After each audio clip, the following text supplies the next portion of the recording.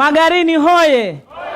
Mheshimiwa Rais wetu mtakiwa Bwana Steven Kalonzo Musyoka, nikizingatia itifaki yote, ndugu zangu wa Magarini hamjambo.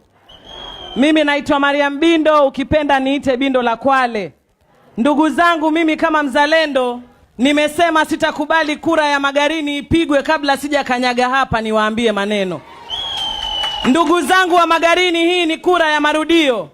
Baada ya kura ya 2022 ilipoisha, uchaguzi wenu ukaambiwa urudiwe, mumepewa nafasi ya kujitetea. Kuna watu tangu juzi na waona wakija huku wanawadanganya.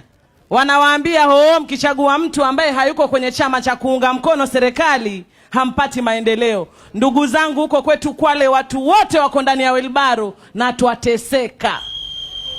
Zile shida zinazokumba Mkwale ndio shida inayokumba mwanamke, kijana na mzee wa Magarini. Sisi watu wa Pwani tuna shida ya chakula mpaka karne hii, kweli urongo? Sisi tuna shida ya maji safi, kweli urongo? Mambo ya afya hapo ndio pameharibika kabisa. Tukifikiria mambo ya SHA, kama wewe hujawahi kuwa na mgonjwa hutaelewa kile kitendawili cha SHA. Masuala ya vibarua, vijana wetu wanahangaika, hawana mbele, hawana nyuma, hawana kazi. Ndugu zangu, sisi bado tuko nyuma na tunahitaji ukombozi.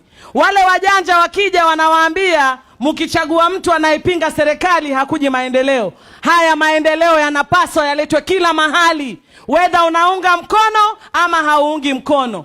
Na waona wamejipanga, wanawaambia mule chungwa. Jamani, lile si chungwa tena, lile ni danzi lile, ama tutamu uchungu.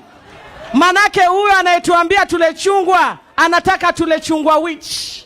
Kuna chungwa la kama mbaya mbaya, kuna chungwa la wale walioambiwa maneno na baba, kuna chungwa jengine la wale ambao bado wanaota, alafu kuna kile kipande chengine wale ambao wakiambiwa vai orange wanaenda tu. Ndugu zangu, ukombozi ni Stanley Karisa Kenga. Hebu nione mikono ya Kenga.